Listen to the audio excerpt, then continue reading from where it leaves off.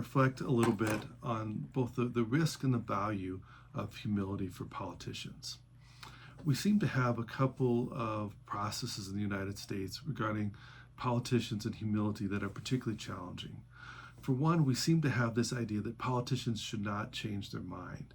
I've talked about this in one of the previous reflections in this series on why that is problematic.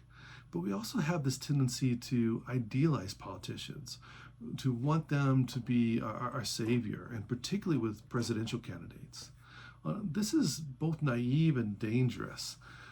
For one, to assume that a president themselves can make such a difference to really save the country is rather unrealistic. And to not recognize all of the other components of making positive change in society, including the other branches of government, including our own responsibility in bringing about positive changes, is really dangerous. But it seems so much easier just to put this on one person. And when we do that, that seems to increase the need to perceive the individual, particularly the presidential candidate, as someone that could be a savior type figure. Well, we're almost surely going to be disappointed anytime that we do this. And this can be seen even just in a lot of the polls on the popularity, the approval rates of a president, that there's often a bit of a drop after this early honeymoon phase, which makes sense. And I think this really reflects some of the problems that we have as citizens in how we look at candidates. But I think we really want to think about also the importance of humility. If a politician is too humble, then sometimes people don't have the confidence in them. But sometimes we're drawn to the confidence more than we are to other, which are more important aspects of the individual and their capabilities as a politician or leader. Humility is something that I think is very important. Now, as a therapist, one of the things that I will often say is I never want to refer to a therapist that thinks they have everything figured out and thinks that their approach is the best approach for all situations. That, to me, is something that is really dangerous. But I think we can see the same thing in a lot of other areas.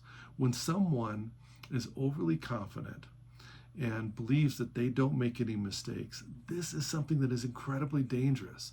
But yet, some people are really drawn to that. They're drawn to that confidence for the wrong reasons.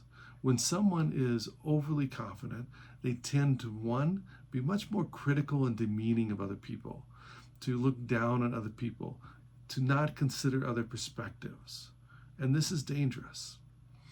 We want leaders who want to seek out different opinions, who want to listen to different opinions, consider different opinions, and then come to the best possible solution based upon listening to these different perspectives.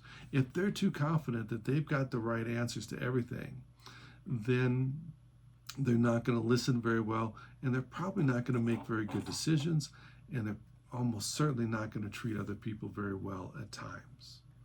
I've talked in one of the earlier reflections as well about just the unrealistic nature of expecting that any politician could be an expert on all of the different issues. So when I hear a politician talking about being the smartest, the most capable in all of these different areas, I know that that's not realistic. That's just not humanly possible for that to happen. And if the person really believes that, this is something that is dangerous. What I want to see in a president and in other political leaders is someone that recognizes their limitations, but is also able to select good people to be around them. What worries me is we've seen a history in recent times of someone saying that, well, we've got the best people, I select the best people. And then when they leave or when they're critical or anything else, it shifts and, well, this person is stupid, this person is incompetent, this person was not very good at their job. Well, if you're so good at selecting the best people, why wasn't that recognized up front? selecting the best people means that we're going to select people that challenge us, that disagree with us, that push us. That's a good thing.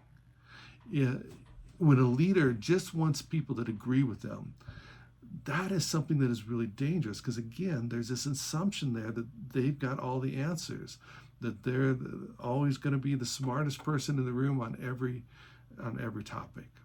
That's not realistic, and that's not healthy.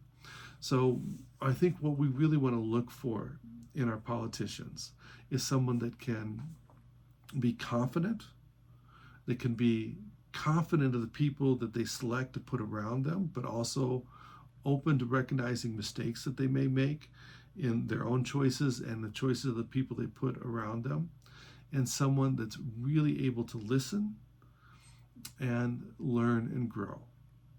These are the qualities of a leader that are going to be able to help us advance as a country.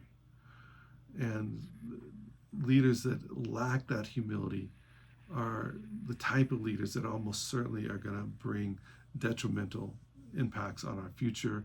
They're more likely to make bad decisions. And when not willing to take feedback, what we often see is a defensiveness around this that closes off that openness to considering other opinions. We need someone humble enough where they don't need to be defensive when someone gives a different opinion, when someone's critical of them, but can listen to that and consider about that. That's not something we're seeing encouraged. Even candidates that do this in practice seem to feel like they have to hide that because it's viewed so often as being a weakness. And certainly opponents and the media often will portray it in that way instead of recognizing there really is a strength in humility.